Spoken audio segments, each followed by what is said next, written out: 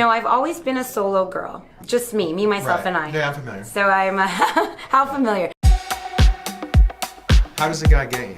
Was it their body language? Was it their looks? Was it their confidence, their game? It was their confidence, not cockiness. Very fine line that a lot of men don't understand. It was their sense of humor, because I love to laugh. And I'm a huge sports tomboy, so I need somebody who loves sports as well. Go Patriots. And that's not putting on a show. I don't need you to tell me how many cars you have. I don't care about what's in your wallet because I make my own money. Life is too short to be miserable. And I don't want somebody who's gonna pretend to be nice to me and then he ends up being like not anything that he was in the beginning. Did you meet these people online or did you meet them in real life? No, I met them in real life. It's very difficult to be with somebody in the industry, I think. Especially with me, you're dealing with guys' comments all the time, that I'm having to be a different woman for so many different men. It's like a cook. When you're cooking all day, you don't want to get off work and go cook dinner. You have to make it work, which I have. Try everything once. You know, as long as you have a trust bond, you can always, you're so free sexually. And sex is integral to a relationship. If you're not having sex, you're not in a good relationship. Bottom line, I feel, personally. We each need to free ourselves. We have to come, we have to orgasm. So if you're doing it on your own and not with your partner only, there's a problem. You have to fuck.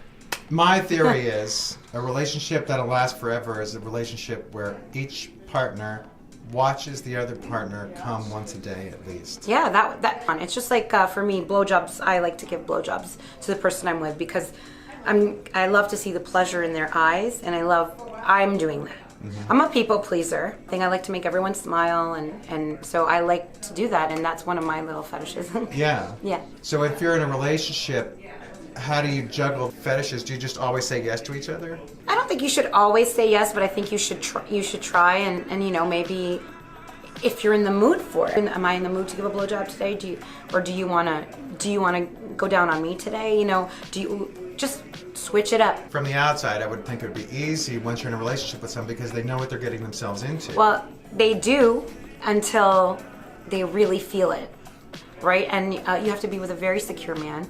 Very strong man that does not get jealous. And even the most strong man will feel a little jealousy here and there. And someone who's not afraid to allow you to shine even though he doesn't. So there's not a lot of men out there that are like that, are that generous, so. Were these open relationships? No, I've experimented with one of my exes, like I've done with other women, but when I'm in a relationship, I'm very loyal, and I think that I'm enough sexually and he's enough sexually. He never wanted to. My last one he didn't want me to share with anybody. So sometimes it's a great thing. We were just enough for each other at the time. We didn't really want to add any more drama to the relationship because sometimes an extra person is just extra drama. That's true. Yeah. How many orgasms do you have a day? It depends because, to be honest, a lot of my fan base and I are more, we just mainly talk and do a lot of booby play. Yeah. We have long conversations. But depending on the member, depending on the person, maybe 2-3 times a day. And on my personal level, at least once a day. If I do it on camera, it's not the same as if I'm just doing it for me in my own space. When you're in your own space, what is your masturbation routine? Like I don't like to use any kind of vibrators or toys. I feel that my fingers know my vagina the best. So I just start with like, you know, dirty thoughts, whatever it is at the time that I'm thinking about, and my fingers do the walking. Yeah. Yeah. So you don't have a go-to fantasy that you hit? I like being, like I'm a submissive.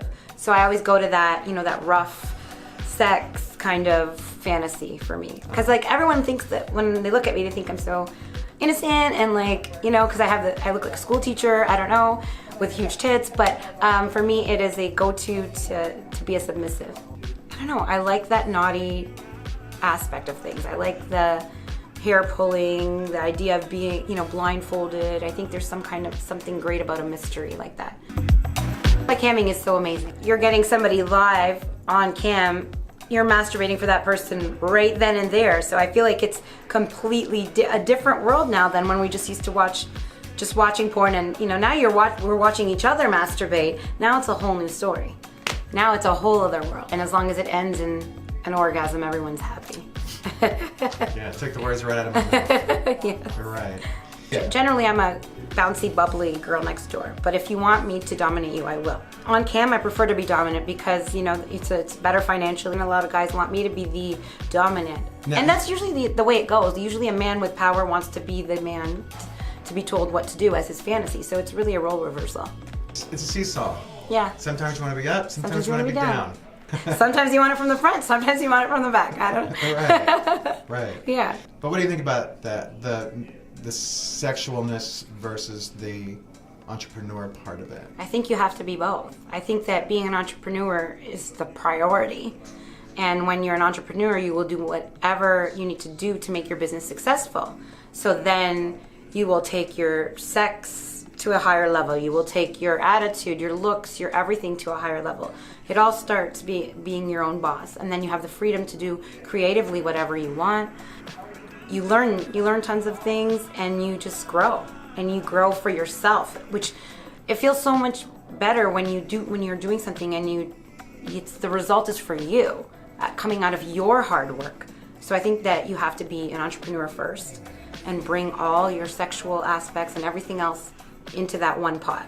Do you ever think about how more free you are than other people? Yes. Yeah. I am 1,000,000% free to produce the content that I want, to be the person that I want, to block who I want. I'm a very open person. I share the majority of everything that happens to me in life with my fans.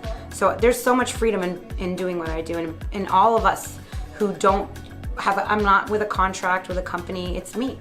So what I want to share, I'm free to share. And when I don't, I'm free not to.